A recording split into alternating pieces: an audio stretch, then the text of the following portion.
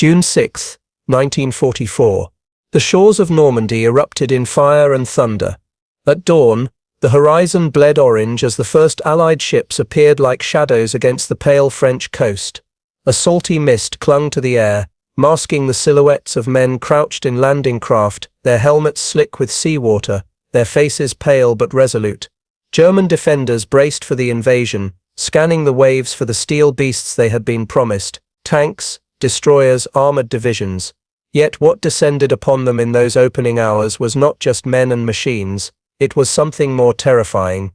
It was sound, it was fury, it was the shrieking voice of America's artillery, a storm so relentless that German generals, once dismissive of American firepower, would come to call it nothing less than Stallgewitter, a steel rain. The morning began deceptively calm, save for the thrum of engines across the channel. German outposts, dug into the cliffs above Omaha and Utah, peered out through rangefinders. Some officers scoffed at the sight. Reports from the Eastern Front painted Americans as soft, poorly disciplined, reliant on machines instead of will. "They don't know real war," muttered one Feldwebel, lighting a cigarette as he adjusted his binoculars. In Berlin, High Command had long echoed the same disdain. To them, American artillery was nothing more than lumbering, inaccurate barrages, a blunt hammer compared to the surgical blows of the German 88s. They believed the Allies would choke on the beaches, trapped under machine gun fire and wire. But the illusion shattered at 5:30, when the horizon itself seemed to ignite. The first American naval salvos screamed overhead, the sky tearing open with orange trails of light. The earth beneath German bunkers heaved like the deck of a storm-tossed ship. Concrete cracked. Dust billowed through firing slits. Men staggered as if drunk, ears ringing from concussions that punched like invisible fists. An officer screamed into a field phone, his words drowned beneath the unceasing roar. The Atlantic Wall, Hitler's pride, was being baptized not with water but with fire. By 6 o'clock, the assault intensified. Thousands of Allied guns, from the great battleships offshore to the field howitzers already being landed piece by piece, stitched the beaches in overlapping arcs of destruction. This was not random fire. This was orchestration. Each battery spoke in sequence, timed and calculated, rolling like a thunderclap across defenses. The Germans, trained to endure Soviet artillery storms, expected the typical patterns: long barrages, pauses, counterattacks. But what they faced now was something unfamiliar.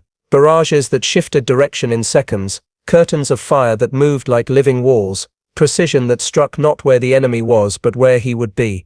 On Omaha Beach, a German machine gun nest that had silenced 2 landing craft was obliterated in a single thunderous blast. Witnesses later described the air itself ripping apart, metal and flesh hurled skyward in a single flash.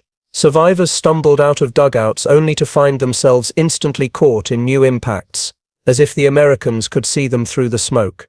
Panic spread, radios jammed with half-screamed reports. Artillery everywhere we cannot hold. Yet the truth was not everywhere. It was focused. The Americans had perfected something the Germans had failed to believe: fire control on a scale the world had never witnessed. German generals had once laughed when intelligence officers spoke of American artillery practices. They dismissed reports of fire direction centers as bureaucratic nonsense, claiming no army could coordinate so many guns with accuracy.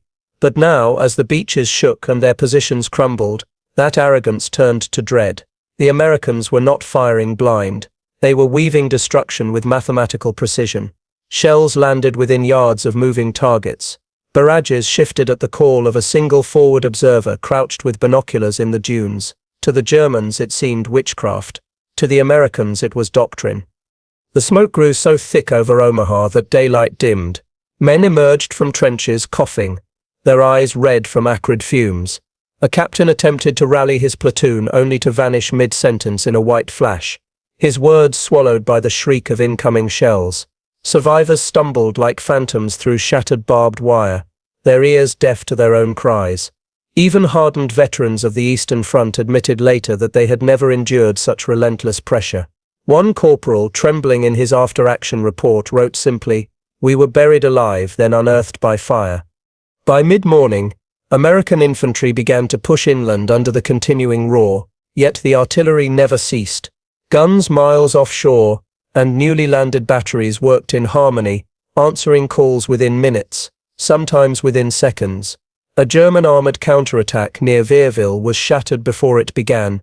Panthers struck as they formed up behind hedgerows. To those inside it seemed impossible. How could American shells arrive so quickly, so accurately, when the tanks had not yet been spotted by infantry?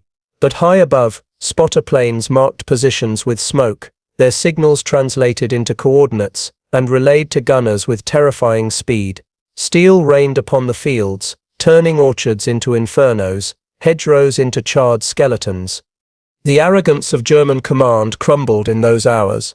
In war diaries, phrases once filled with contempt turned into bewildered admissions.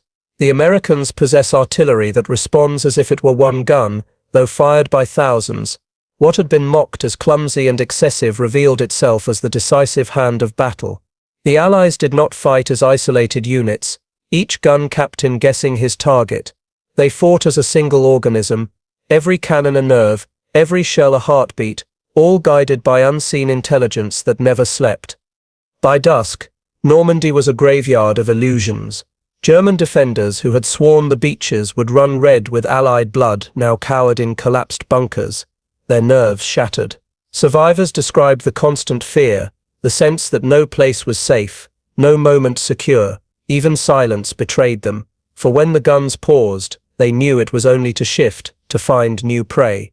The sound of the American barrage became more than noise. It became a presence, a phantom that haunted the fields and villages, a promise that death would fall again without warning. What began as mockery ended as terror. The German generals who had ridiculed American firepower now faced the truth in flames and ruins. The steel rain had come to Normandy, and with it, the shattering of their confidence. This was not merely bombardment, this was the voice of a new kind of war, coordinated, relentless, precise, and on that day, June 6, 1944, the world learned that American artillery was not the weakness Germany believed. It was the hammer that would break their grip on Europe. By the summer of 1944, the Second World War had entered its most decisive stage. The tide, once firmly in the grip of Hitler's Wehrmacht, was shifting with the force of an unstoppable storm. The Eastern Front had swallowed millions of German soldiers in brutal, grinding combat against the Red Army. In Italy, the Allies pressed northward through mountains and valleys, forcing Germany into a costly defensive campaign. Yet it was the Western Front, the opening of a second land war in Europe, that promised to crack the Reich's fortress from within. The landings in Normandy were not merely about seizing a beach. They were about prying open the heart of occupied Europe, severing Germany from its Atlantic defenses and cutting the lifelines that fueled its armies. The German High Command had long anticipated such an invasion. Since 1942, the Atlantic Wall, a vast chain of bunkers, mines, artillery batteries, and obstacles, had been the obsession of Hitler himself. Concrete teeth bit into the coast from Norway to France.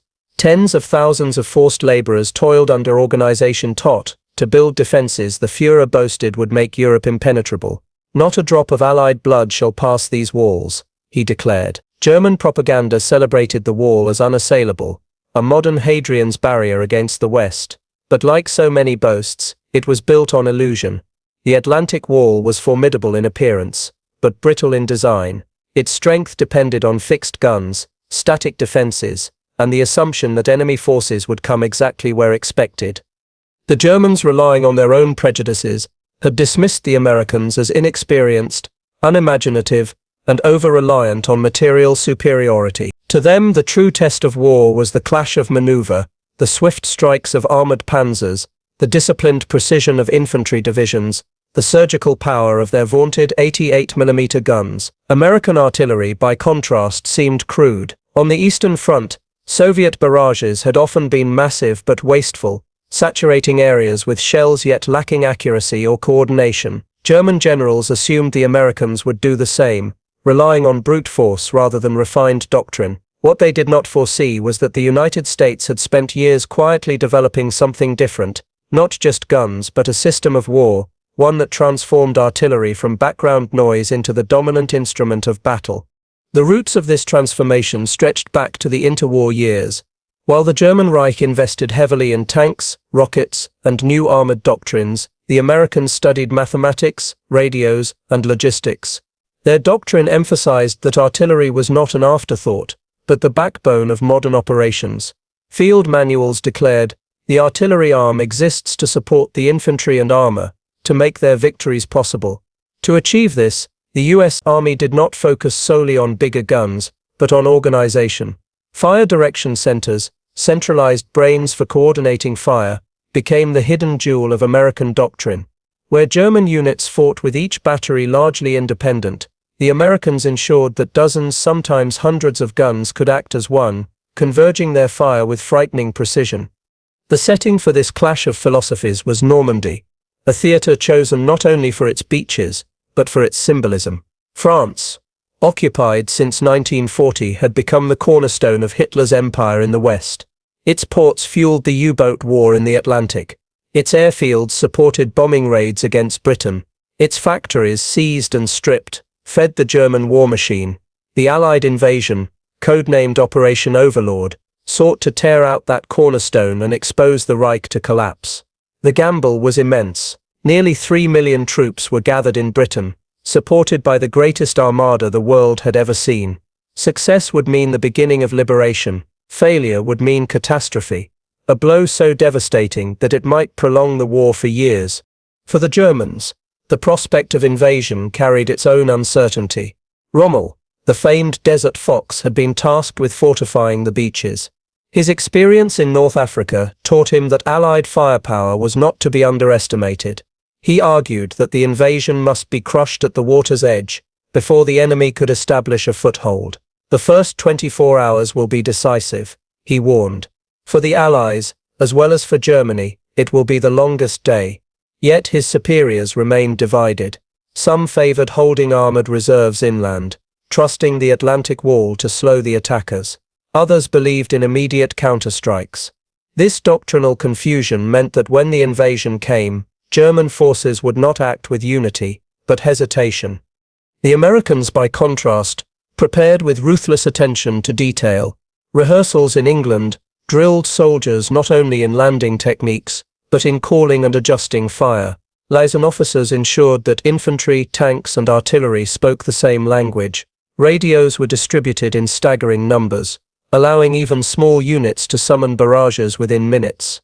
Aircraft were assigned to mark targets, while naval gunners practiced firing inland with precision unheard of in earlier wars.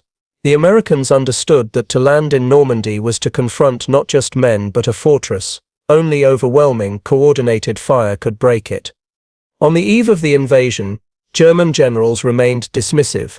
Reports from intelligence suggested Allied units were clumsy, their coordination poor. Some openly mocked American artillery as a colossus with clay feet, a giant that appeared strong but stumbled when tested. Yet others, like Rommel, harbored quiet doubts. He had seen what concentrated fire could do in Africa, when British guns had shattered armored thrusts in the desert. Normandy, he feared, would not be different. But even Rommel underestimated the scale of what was coming. He had envisioned mass barrages, perhaps reminiscent of Soviet fronts. What he did not imagine was the surgical speed at which American firepower could respond, adapt, and annihilate. The broader context of June 1944 was this: Germany faced enemies on every side, but it still held the heart of Europe. The Eastern Front consumed the majority of its divisions, bleeding them white in battles of attrition. Italy tied down more troops. The Atlantic Wall demanded garrisons across thousands of miles of coastline. Yet for all its strain, Germany remained dangerous. Its armies were still disciplined, its officers seasoned, its weapons deadly. A single failed invasion might have shattered Allied morale and emboldened the Reich. The stakes were total. To prevail, the Allies needed not only courage, but an advantage so decisive that German doctrines would collapse under its weight. That advantage was already prepared. It was hidden not in the barrels of howitzers or the calibers of shells, but in the mathematics of trajectory tables, the crackle of radios, the discipline of fire control. It was a system born from factories and classrooms as much as from training fields. And on the beaches of Normandy, under the shadow of Rommel's defenses, that system would reveal itself with devastating clarity. German generals who had once scoffed at American artillery would discover the folly of their arrogance. For the true test was about to begin, and it would be fought not only with rifles and tanks, but with the steel rain that fell from the sky. The first waves of German disbelief were born not from the sight of American soldiers scrambling ashore, but from the invisible hand that guided the chaos. In the opening days of the Normandy campaign, as infantry clawed their way inland and armored divisions assembled behind hedgerows, the hidden advantage of American arms revealed itself. Artillery that thought, that listened, that struck with a precision and speed the Wehrmacht had never conceived. To the German generals, who had measured war by the thunder of their panzers and the discipline of their field pieces, the Americans' true weapon was at first incomprehensible. It was not the caliber of their guns, nor the thickness of their armor, but the system, a web of mathematics, radios, and coordination that turned hundreds of scattered batteries into a single coherent fist. For months before D-Day, US officers had drilled on this doctrine in the rolling hills of England. Each battery did not act alone but as part of a larger organism. Fire direction centers stood at the heart of the network, where clerks and officers hunched over maps, slide rules, and plotting boards. A forward observer, crouched in a ditch with binoculars, could radio a single request. Within minutes, often less, entire battalions of artillery would shift, adjust, and rain fire on the coordinates. It was called time on target. Dozens of shells from dozens of guns calculated to land on the enemy within the same instant. To those in the blast zone, there was no warning, no adjustment period. One heartbeat of silence, then instant annihilation. German officers could not comprehend how swiftly American guns answered the call. On the Eastern Front, Soviet barrages were massive but predictable, long drum fires that pounded terrain for hours before infantry moved. In North Africa, British guns had proven deadly, but their fire was often delayed, communication uneven. Yet here in Normandy, an American lieutenant's voice crackling through a radio could summon hell in less time than it took a German platoon leader to adjust his line. Infantry that advanced too far were cut down before they could exploit a weakness. Armor that massed for counterattack was shattered while engines were still warm. The battlefield itself seemed wired to the will of the Americans. At first, the Germans dismissed these barrages as coincidence. Surely no army could react so quickly. Yet as days passed, a darker realization dawned. Reports flooded headquarters. Our counterattack at Carentan broken before engagement. Enemy artillery anticipates our movements. Columns dispersed under fire without direct contact. Officers accustomed to relying on German speed and shock tactics now found their movements anticipated and punished. The very ground seemed to betray them. Every hedge and village a trap waiting to be sprung by unseen eyes and faraway guns. The psychological toll deepened with each clash. German soldiers, veterans of years of combat, began to whisper of American sorcery, of spotter planes that never slept, of radios that spoke across impossible distances, of barrages that struck as though the enemy walked beside them. "We fight ghosts," muttered one sergeant after surviving a bombardment near Saint-Lô. His company had moved by night, carefully avoiding main roads, only to be bracketed by shells before dawn. To him, it was proof that the Americans knew everything, saw everything, and in a way they did. The system of fire control, tied to air reconnaissance, ground observers, and centralized command, gave them a level of battlefield vision that the Wehrmacht could not match. Even the generals felt the sting of their arrogance. Before the invasion, they had mocked American reliance on machines, calling it a weakness. Now those machines became the deciding factor. Field Marshal von Rundstedt, reviewing reports from the front, noted bitterly, "They fight with the strength of coordination, not with individual bravery." Rommel himself, though incapacitated by wounds weeks later, admitted in conversations with staff that Allied artillery operates with a speed and weight that paralyzes initiative. Where once German doctrine prized the independent action of officers, Normandy forced them into defensive paralysis. To move was to invite destruction. To stand still was to be overrun. The hidden advantage was not just in striking power but in endurance. American logistics, driven by the factories of Detroit and Pittsburgh, ensured a constant flow of shells. Mountains of ammunition crossed the channel on Liberty ships, unloaded onto artificial harbors, and rolled forward on endless convoys of trucks. German gunners, rationing every round, watched in disbelief as Americans fired with what seemed like reckless abandon. In truth, it was not waste but a calculated torrent, a deluge designed to smother resistance before it could rise. What Germany saw as extravagance was in fact the industrial heartbeat of a nation that had turned its entire economy into a war machine. And so the myth of American weakness began to crumble. The same generals who had once ridiculed their enemy's artillery were forced to concede its power in whispered admissions. Reports to Berlin carried an edge of despair. Enemy fire coordination beyond anything encountered, our reserves shattered before commitment. One colonel, his regiment reduced to fragments near Caen, scrawled in his diary, "They strike not as men but as an army of machines. We are hunted by their guns." These were not words of pride but of a professional soldier staring into the abyss of inevitability. Yet the true horror for the Germans was not simply defeat on the field, but the realization that their doctrines had been eclipsed. The Blitzkrieg had once stunned Europe with its speed, its radios, its integration of arms. Now in Normandy, that legacy was turned against them.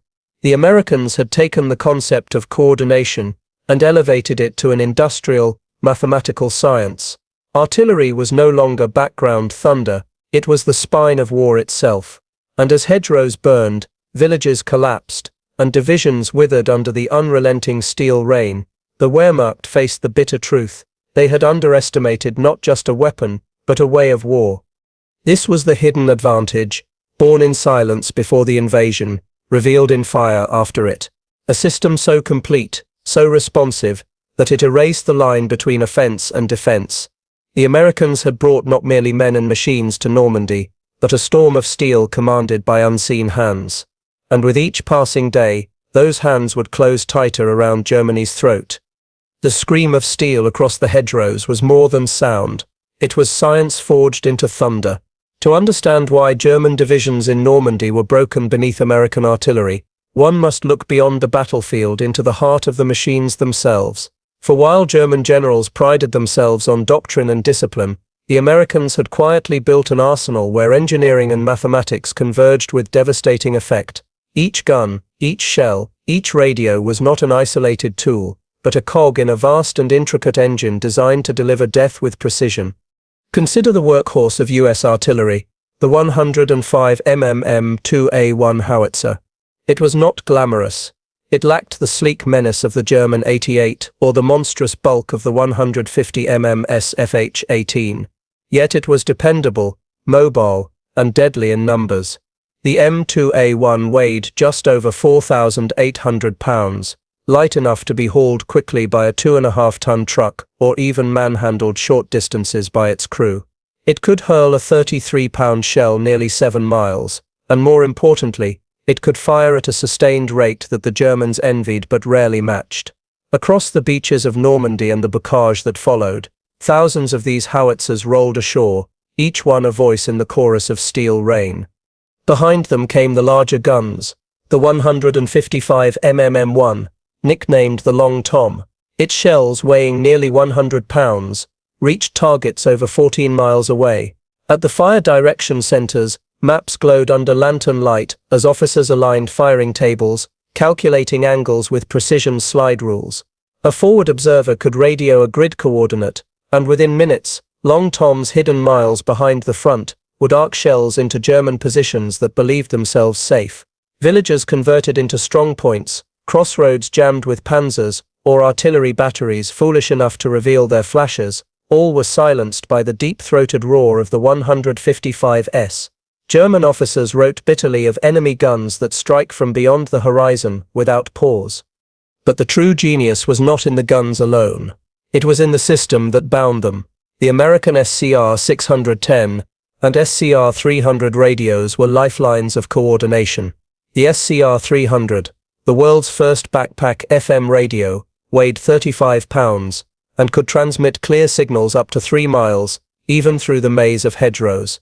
Its innovation lay in frequency modulation, a technology that resisted static and interference.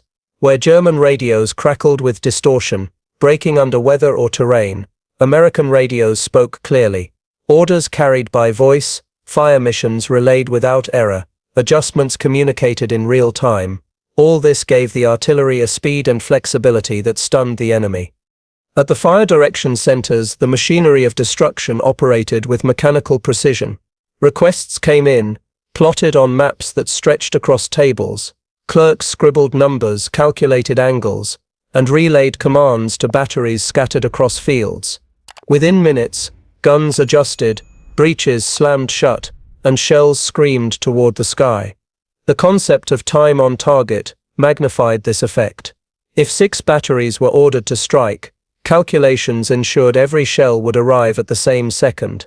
For the Germans in the impact zone, there was no warning, no first shell to duck, no pattern to guess. One moment quiet. The next, an entire grid square consumed in simultaneous explosions. Survivors often spoke of the sheer terror of these barrages, describing the sensation as though the earth itself had turned traitor. Factories in America fed this machine with relentless efficiency. In Detroit, Pittsburgh, and Chicago, assembly lines rolled out howitzers, shells, and radios by the thousands. Motorola produced the SCR series radios at a scale that dwarfed anything Germany could attempt. Shell production reached staggering levels, tens of millions of rounds shipped across the Atlantic. This abundance allowed American gunners to fire without the rationing that crippled their enemies. Where a German battery might carefully preserve its shells, American units could saturate an area with steel, ensuring not just suppression but annihilation. German intelligence reports often marveled, and despaired, at the sheer volume of firepower their troops faced. The technical contrast was stark. The German standard Fug 5 radio, widely used in tanks and artillery units, relied on amplitude modulation. Its range was short, its clarity unreliable, and it was prone to interception and jamming. Fire coordination was often sluggish, dependent on runners, wired phones, or visual signals. By the time a German battery received coordinates, adjusted and fired, the target had often moved or the opportunity had passed. Against an enemy whose response time was measured in minutes, sometimes seconds, this lag proved fatal. Nor was the American advantage limited to communication. Spotter aircraft, particularly the tiny Piper L-4 Grasshopper, became silent predators in the sky. Unarmed, slow and fragile, they flew low over the hedgerows, directing artillery with uncanny precision.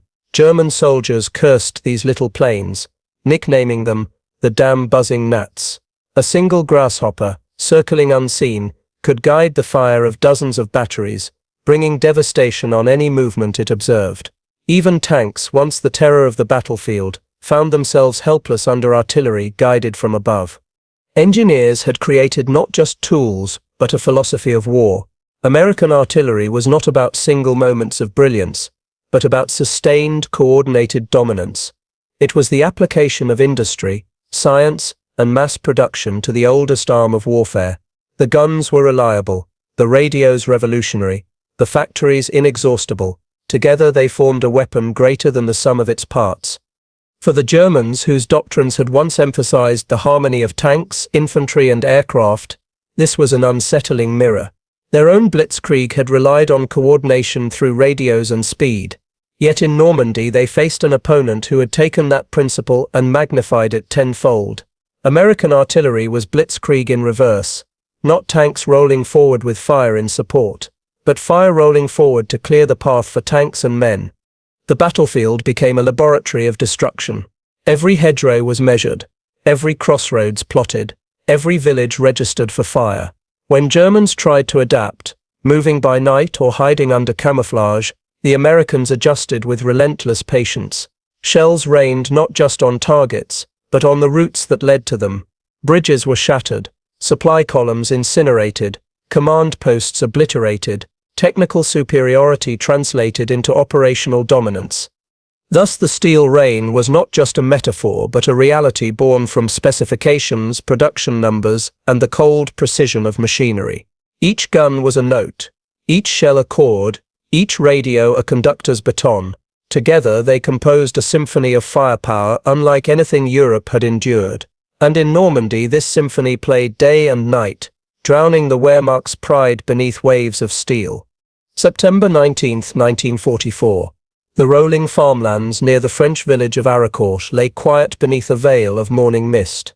Dew clung to the hedgerows, cattle wandered the fields, and the silence was broken only by the distant rumble of engines.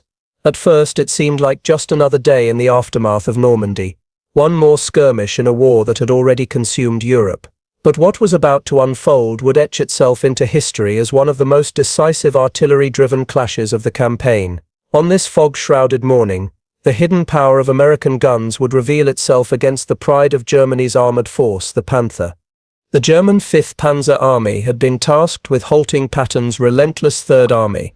With confidence born of steel and experience, they advanced with nearly 200 tanks, including the formidable Panther, whose 75 mm high-velocity gun could pierce any Sherman it met. German commanders believed that here, in the fields of Lorraine, they would reassert their dominance. Their faith lay in the superiority of their machines. What they did not anticipate was that machines alone could not overcome the orchestration of American firepower. As the Panthers rolled forward through the fog, American scouts radioed their positions back to hidden observers. In barns, on ridgelines, even in church towers, U.S. forward observers crouched with binoculars, watching for shadows in the mist. At 7:15, the first contact was reported. Enemy armor sighted, grid reference 4027. The message crackled through the ether, carried by the SCR radios that gave American gunners ears everywhere. Within minutes, the fire direction centers awoke. Maps unfolded, pencils scratched coordinates, and the calculations began. The artillery was not waiting, it was ready. At 7:20, the first barrage fell. A curtain of 105 mm shells crashed into the fields ahead of the advancing panzers. Explosions blossomed in the mist like cruel flowers, tearing into columns before the Germans had even fully deployed. Tank crews, blinded by smoke, slammed their hatches shut, engines roaring as they tried to maneuver. But the fog betrayed them. To the Americans, it was cover. To the Germans, it was a cage. Each movement they made, each attempt to mass for an assault, was reported by hidden observers. And every report summoned another storm. The precision was uncanny. Panthers that took cover behind hedgerows found themselves bracketed by fire within minutes. A company attempting to cross open ground was broken apart before it reached the halfway mark. The technique of time on target magnified the shock. Dozens of shells landed in perfect unison, the ground erupting in a single deafening heartbeat.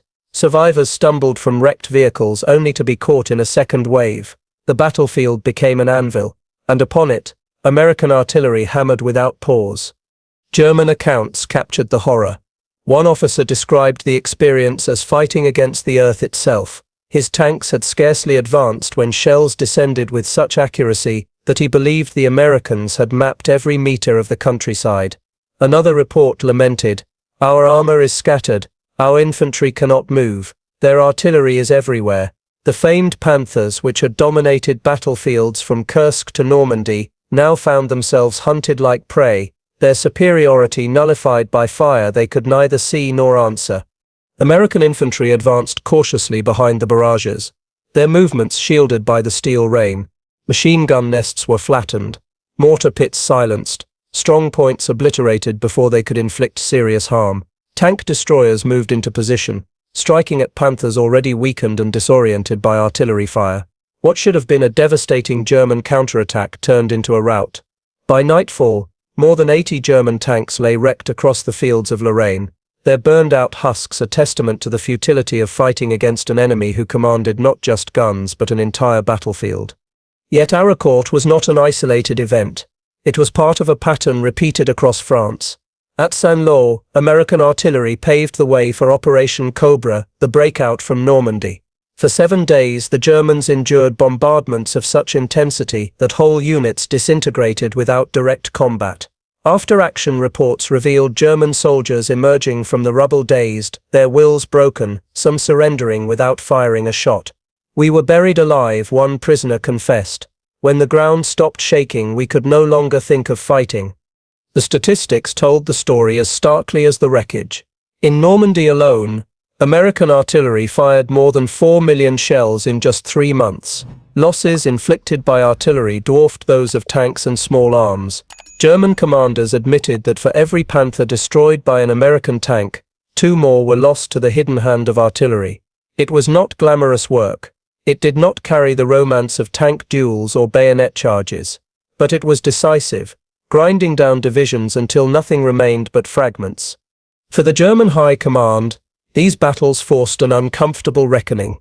Their intelligence officers reported again and again, enemy artillery reacts faster than our own. They concentrate with impossible speed. Some tried to blame treachery or spies. Others suspected new technology beyond their comprehension. But the truth was simpler and more damning. The Americans had mastered coordination and the Germans had not. Their Panthers could pierce armor, but they could not pierce a doctrine that turned every gun into part of a vast synchronized storm.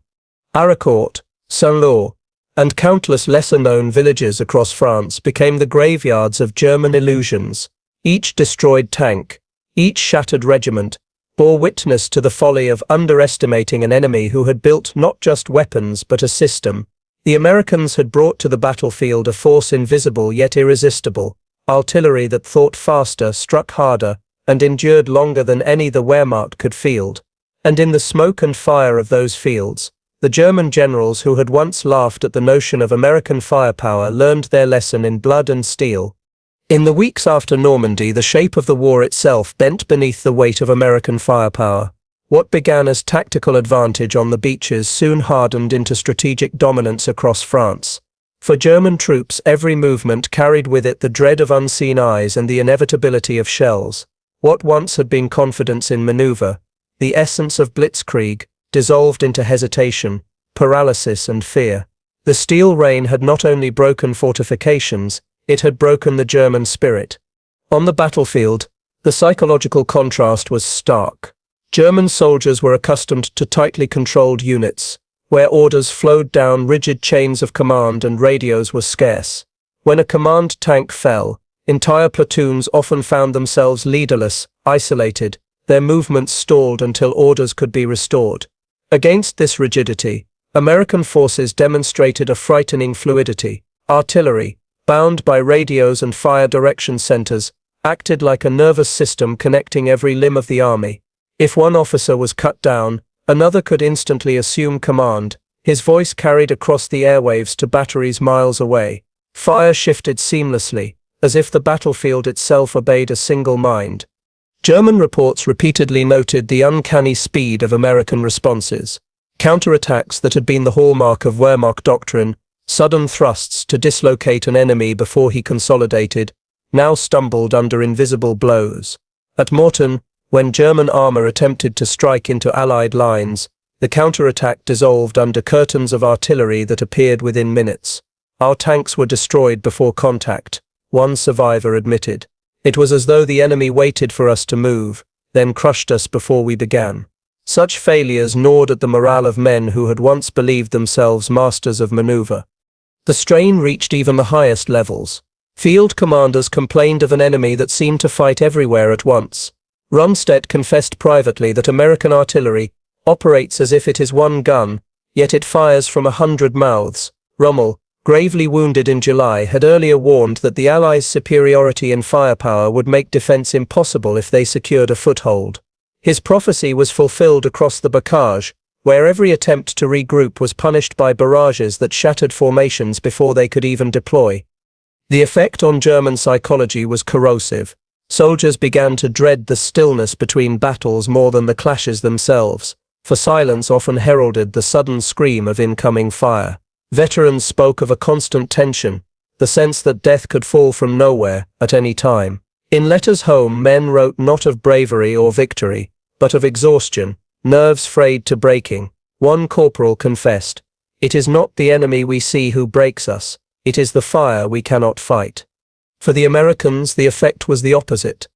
Artillery became not just a weapon, but a reassurance. Infantry advancing under the thunder of their own guns felt the presence of a shield, a promise that they were never alone. Survivors of the Omaha landings later recalled the moment naval and field guns struck back at German positions. It was as if the hand of God had come down beside us. This sense of connection, that a single radio call could summon overwhelming fire, bound American troops together in a confidence their opponents lacked. It was not merely material superiority, it was psychological dominance. The strategic implications rippled outward. Artillery allowed the Allies to conserve men, wearing down German formations without exposing their own to unnecessary slaughter. Divisions that might have cost tens of thousands of lives to defeat in direct assaults were instead reduced through bombardment. At Saint-Lô, entire German battalions were obliterated before the breakout, their cohesion destroyed by week-long barrages.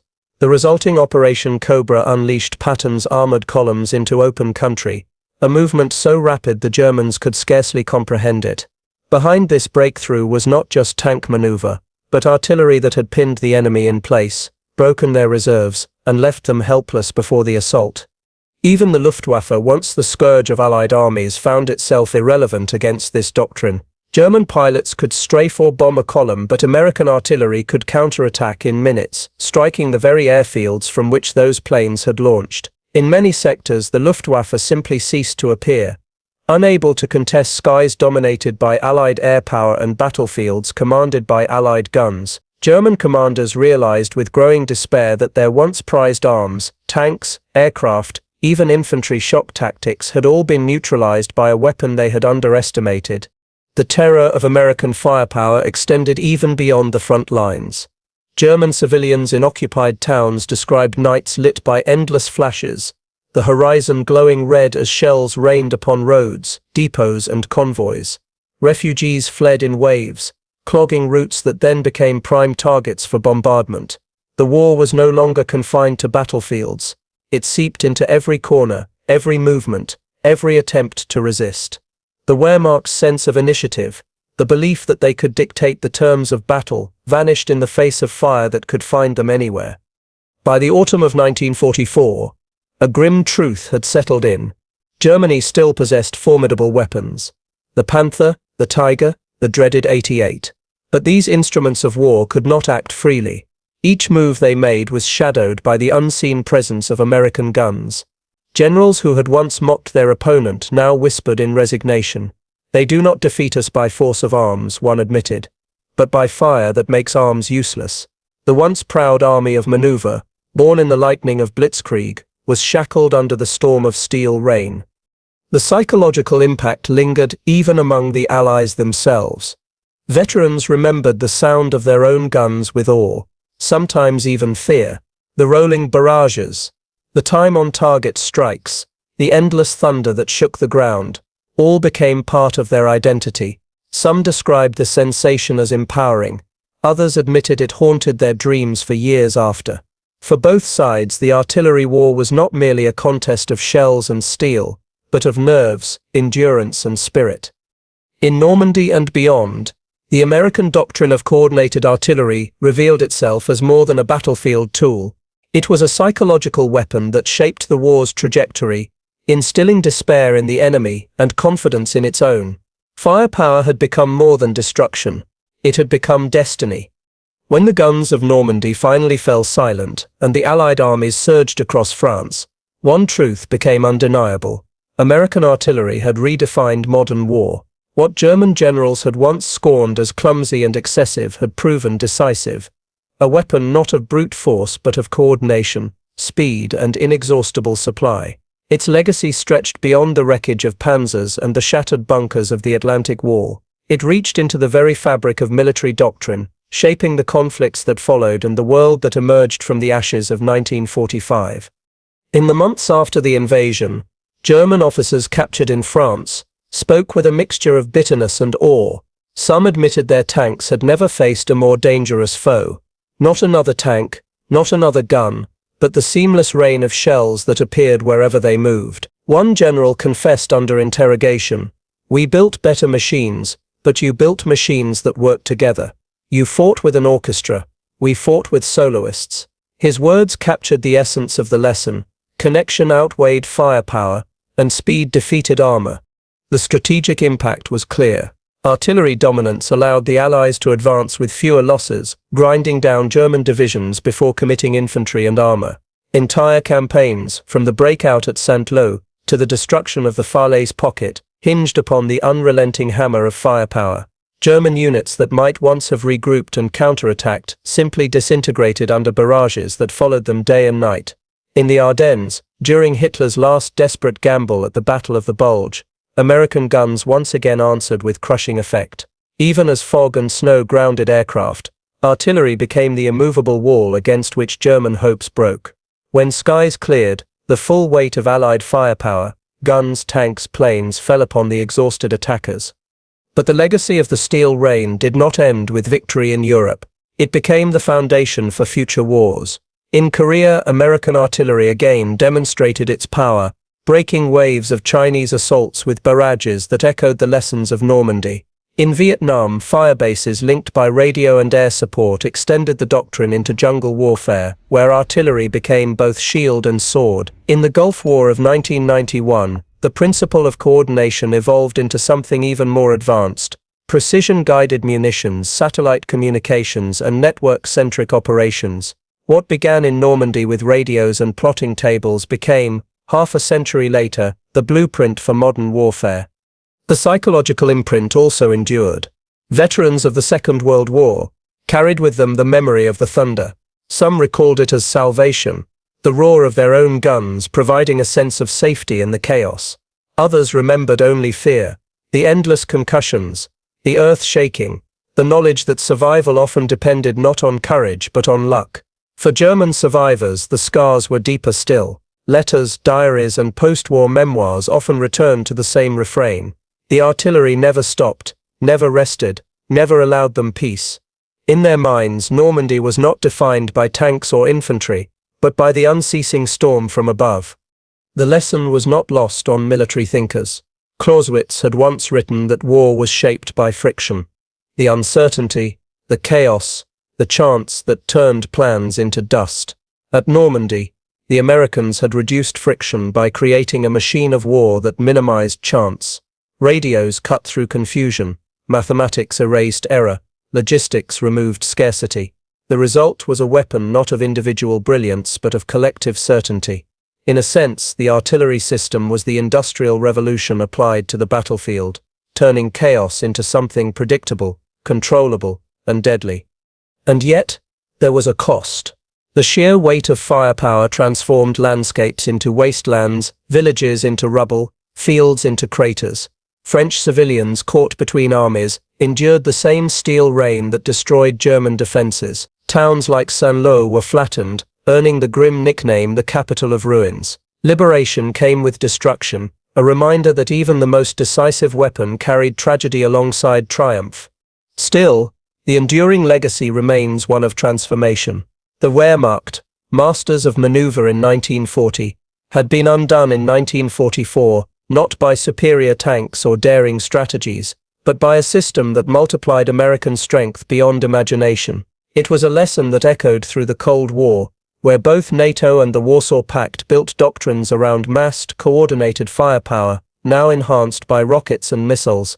The idea that guns must speak together, that every unit must be tied into a single voice, became the foundation of modern military power.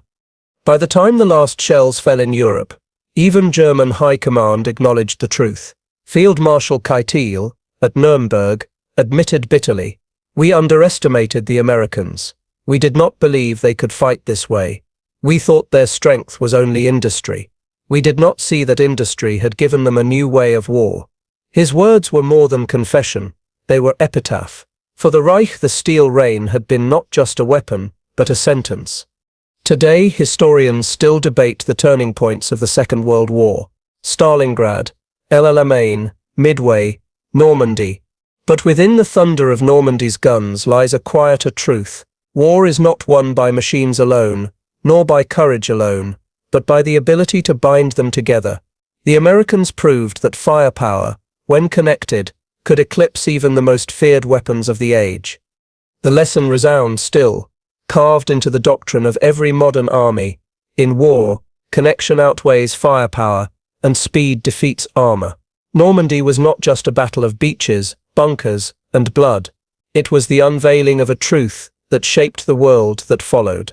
The steel rain was more than destruction. It was the dawn of a new era, where war itself became a network, and the battlefield no longer belonged to the strongest machine, but to the army that could strike as one. And so in the fields of France, beneath the broken hedgerows and the ruins of stone villages, the legacy of American artillery endures, not in monuments of marble or speeches of glory, but in the silence that followed its thunder, a silence born of victory, of lessons learned, and of the certainty that in modern war, the greatest weapon is not steel, but unity.